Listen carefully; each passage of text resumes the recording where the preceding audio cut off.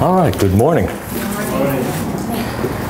And so the opening reading was very apt about, having faith and pressing on. This is the story of faith that is interrupted and then recaptured and pressing on. The prodigal son. So today I'm going to talk about this story, which has always been a favorite of mine. Many years ago when I was a young man, and I will say that was many years ago, I left my family in upstate New York and disappeared into what could be considered a far country, California, for about 5 years, and never spoke to my family once during that time. And but finally I returned, and I still get a little emotional about it. I was treated to a very warm welcome by my family.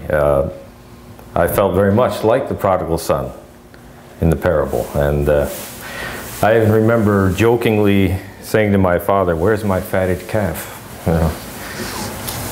He had a retort about that, which I won't mention.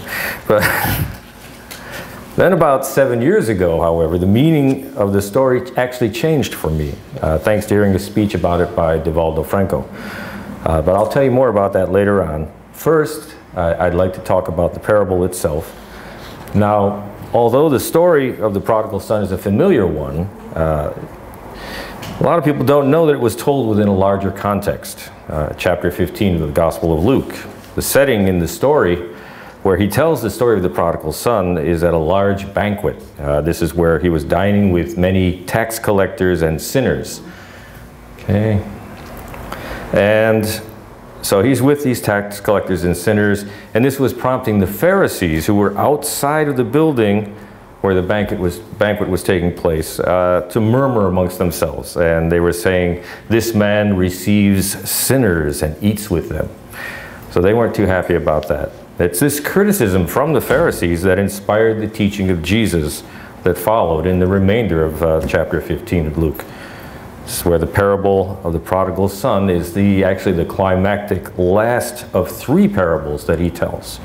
So now, before discussing the meaning of the parables, let's look at why the Pharisees were so upset by Jesus' chosen companions at dinner. We can gain a valuable insight into the cause of their indignation by looking at the derivation of the name Pharisee. This is literally, it's a Greek transliteration of the Aramaic term parisha, which literally means separated. And this is expanded upon in the introduction of the Gospel according to Spiritism, where they explain there that the Pharisees, oops, I think I went a little too far ahead there. Okay, well anyway, the Pharisees were strict observers of religious rituals and exterior practices. They were opposed to all new ideas and strictly observed the Jewish law. And all too often, the meticulous religiosity was basically a cover-up for corrupt practices, enormous arrogance, and above all, an excessive desire to wield power. And so they viewed Jesus with great disfavor, understandably. And the Gospel according to Spiritism does add that he who preached against hypocrisy valued simplicity and the qualities of the heart above all else, and preferred the spirit that gives life to the letter that kills. And so he was viewed as a threat. So then, the reason the Pharisees, who represented the most popular, the most powerful movement in Judaism at the time, were called the separated ones, is because that was their way of being. That was their defining word for themselves. It defined their attempt to be holy through separation from all things unclean and pagan. And this vision of holiness did not allow them the luxury of dining with sinners. In other words, to eat with sinners was to reject the call to be separate, to be holy, to be pure. In fact, this was so important to them that according to some scholars, of the 341 rabbinical laws that go back to the Pharisees of Jesus' day, 229 of them concerned either preparation for or proper conduct during meals. So given this extraordinary emphasis, it becomes understandable why Jesus' disregard for these strictly observed rules would have enkindled so much upset, so much heated controversy. So the Pharisees, to gain this power, used exclusion to punish those who refused or who simply failed to live by the strict adherence to the Torah as they interpreted it. They would ostracize anyone who was not obedient. And so that Jesus, who had greatly impressed the common people with his teachings, decided to dine with perceived sinners, was seen by the Pharisees as a direct challenge to their authority, since in their minds Jesus was accepting not only the sinners but also their sins. And according to the Pharisees then, Jesus had made himself unclean by eating with those who were themselves unclean. And that's why they stood outside complaining. Now let's turn to the parables. Jesus, who was very much aware of the criticism from the Pharisees outside, gave answer to it by way of these three parables. And they served two purposes. The first was to explain why he was eating with people that the Pharisees found unacceptable. And the second purpose was to give them an invitation, the Pharisees, an invitation to come inside and join the party. So the first two stories are fairly similar. They serve to prepare the audience for the final story. And in the first one, a shepherd sets out to find a lost sheep, rejoices at finding it. He says here, "Rejoice with me, I have found my lost sheep, I tell you." And then Jesus says, "I tell you that in the same way there will be more rejoicing in heaven over one sinner who repents than over 99 righteous persons who do not need to repent." So we're given the image of a shepherd seeking after a lost sheep. And this would have been very familiar to his audience, all of whom were either shepherds themselves or had relatives who were shepherds. This was an agrarian society after all. And so they knew that it was the role of the shepherd to guide the sheep and keep them from straying. If a sheep became lost, the shepherd was responsible for finding it.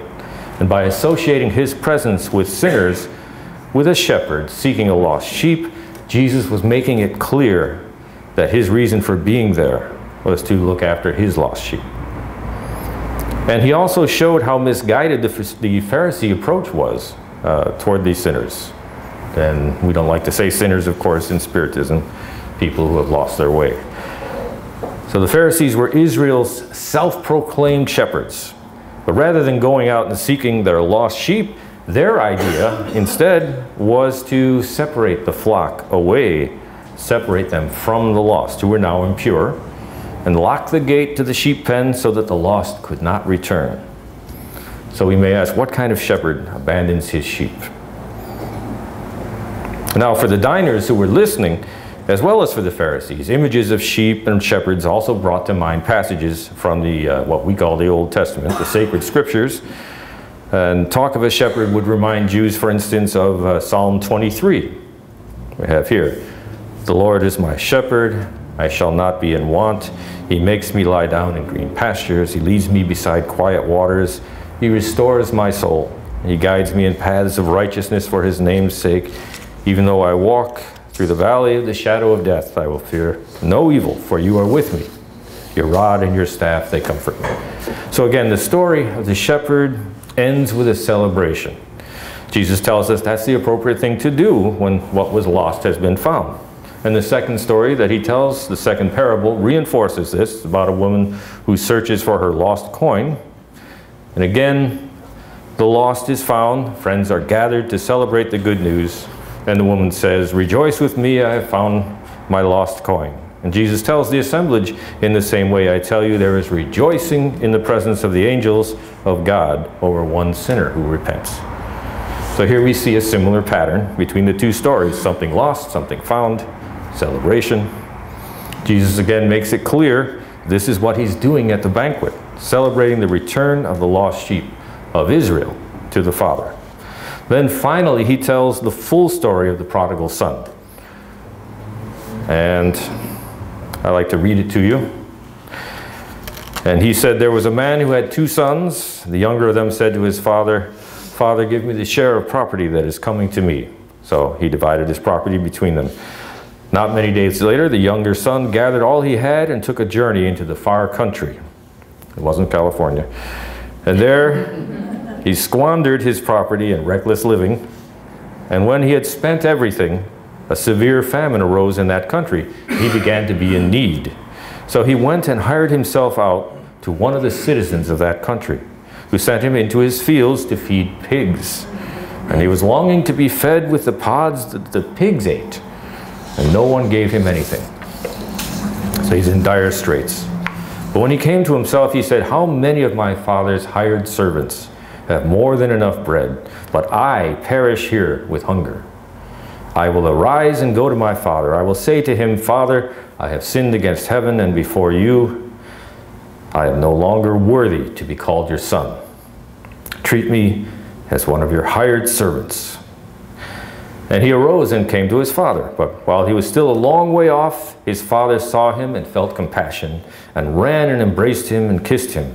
And the son said to him, 'Father, I have sinned against heaven and before you. I am no longer worthy to be called your son.' But the father said to his servants, 'Bring quickly the best robe and put it on him. Put a ring on his hand and shoes on his feet. And bring the fattened calf and kill it, and let us eat and celebrate. For this my son was dead and is alive again. He was lost and is found.' And they began to celebrate. Now his older son was in the field, and as he came and drew near to the house, he heard music and dancing. And he called one of the servants and asked what these things meant. And he said to him, 'Your brother has come. Your father has killed the fattened calf, because he has received him back safe and sound.' But he was angry, and he refused to go in. His father came out and entreated him. But he answered his father, 'Look, these many years I have served you, and I never disobeyed your command. Yet you never gave me a young goat that I might celebrate with my friends. But when this son of yours came, who has devoured your property with prostitutes, you killed the fattened calf for him.' And he said to him, 'Son, you are always with me, and all that is mine is yours. It was fitting to celebrate and be glad, for this brother, your brother, was dead and is alive. He was lost and is found.'" So this is the story that most of us are familiar with. It begins with a father and his two sons. The younger son boldly demands of his father to immediately give him the share of property that befalls to him. And this was a shocking thing to do in those times. Inheritance was not normally distributed until the time when the father was on his deathbed. So asking for his share now, before his father died, was basically saying to his father that to him he was dead already. And the father obliges and gives his younger son his share of the inheritance. And then soon after this, the son leaves, takes the inheritance, and those listening to Jesus would have been dumbfounded by this. Selling one's family, the land in Israel, was a very serious matter. Selling off land that had been passed down through generations was nothing less than a betrayal of that family. So the prodigal son journeys to the far country. In Jewish terms, to be in a far country was synonymous with exile. You may recall the impassioned words of Martin Luther King. "I have been to the mountaintop," he says, "and I have seen the promised land." And from this we can gain an inkling of how important the promised land was to the Jews. It was everything. To leave Israel was unthinkable. This was tantamount to ceasing to exist. And then just as his listeners, as the listeners to this story, were thinking it could get no worse, the famine strikes, and the prodigal son has to take whatever work he can find. He takes a job feeding swine. And for the Jews, swine or pigs were the most unclean of all animals. So it's then, after he has fallen so low, that the prodigal son, who we now know represents the lost sheep of Israel, thinks of his father and decides to return home. He's remorseful, he's repentant, and of course his father, who represents God in this story, forgives him, welcoming him back with open arms. So Jesus is telling his audience that what is referred to as sin is really a turning away from God, a turning away from one's true path. And he's telling them that it's never too late to turn back to God. So the prodigal son suffers, he learns from his suffering, he has grown. And after experiencing this great suffering, he realizes the weight of his transgression, begins a journey back to his father. And he's learned that material things do not bring happiness. As stated in the Spirit's book, it says this: our unhappiness invariably results from the undue importance we attach to material things. But when we aim beyond the narrow circle of material life and raise our thoughts towards our destiny, the infinite, our difficulties seem petty and infantile to us, like the tears of a child crying over a broken toy. So, just as in the two preceding parables, there is celebration. The father calls for the fatted calf, saying, "For this my son was dead and is alive again. He was lost and is found." But now we may ask, what of the son who stayed? He learns of his brother's return and he feels anger.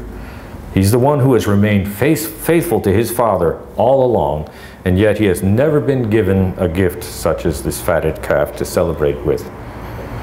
He's jealous, envious, filled with wounded pride.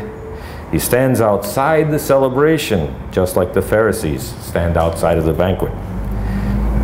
So the Spirit's book has this to say about the state of mind of the older son: envy and jealousy, they are gnawing worms. They are fiery volcanoes that burn from the inside. It's such a surprise that when you lose yourselves in the fire, you transform your life and earth itself into a living hell. So in the parable, the father comes out, hopes to bring the older son inside, saying it was fitting to make merry and be glad, for this brother was dead, he is alive, he was lost, he is found. And clearly, as we can see, Jesus is addressing the Pharisees standing outside, hoping that they will come in and join the celebration. And he asks in the last lines of the parable, "Is it not fitting to make merry over the lost being found?" Now, I mentioned at the beginning of this talk, the meaning of the parable of the prodigal son actually changed for me after hearing Divaldo Franco speak on this subject. So again, this was about 8 years ago. I was no longer the young man who had returned to his family so long ago. So I was just a younger old man, I guess. But things are changing here. So I went to hear Divaldo. And I was actually reluctant to go see him. I didn't want to go see him. I thought, oh, he's an old man himself. What's he got to tell me? He's probably old and tired. And at that time in my life, I had lost a job. I was struggling to make ends meet. My wife had major back problems, ended up having an operation, and I had to tend to her. I was under a great deal of pressure. So the last thing I wanted to do at that time was go hear a speaker. And I actually had to give up one of our, we had 2 cars, I went down to 1. I don't want to belabor the point, but so I had to get a ride to go see Divaldo, and that hurt my pride. And so it was another reason I didn't want to go. But I was waiting for my ride and thinking about, oh, I don't want to go. Give me a reason to go. And I had been working on a puzzle at the time. 500-piece puzzle. I had about 100 pieces put together. So 400 pieces laying around. I was lost. I'm terrible at puzzles. And so I said, okay, show me a sign. I closed my eyes, reached for a piece, and it went right in. I don't know what the odds are on that.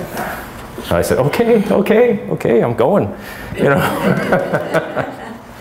So I went, and I'm glad I did. But at the time, not long after Divaldo started speaking, something unexpected occurred. I began to feel very uncomfortable. Then that turned to irritability, and then downright anger. And Divaldo described in great detail the psychological state of the older son who had stayed, continuing to honor his father by working the land, fulfilling his duties. So as he spoke, it became more and more evident that the son who stayed did not grow spiritually, as his younger brother had done through the suffering he endured while away from his father. The older son stayed, though, but was not out of a sense of duty, as Divaldo pointed out. He was basically expecting his reward for his faithfulness. And it was a material reward. And he expected when he finally received his inheritance, he would get all of it that was left. Now, when the prodigal son returned, the older son felt threatened by that. He was thinking that this return could and probably would mean that his own inheritance would be less. The reassurance from his father that all that is mine is yours fell on deaf ears, because he didn't understand that his father was speaking not of his material inheritance, but of his spiritual one. So why did I feel irritable? Well, it took me about a week after Duvaldo's speech to figure it out, but I finally realized that I now felt that I was more like the older son. I had been faithful to the Spiritist movement for several years. I was proud of my knowledge that I had accumulated. And certainly my feelings were probably exacerbated by my personal problems with the job and so on, and with my wife's illness. But recently I had felt slighted. I felt that people weren't recognizing my worth, and that others were undeservedly surpassing me in stature. In short, I had forgotten why I became a Spiritist in the first place. That's the important thing. I was more concerned, like the Pharisees, about getting ahead. So this was for me a much needed wake-up call. And that's why the story of the prodigal son has now become doubly important to me. It's a reminder.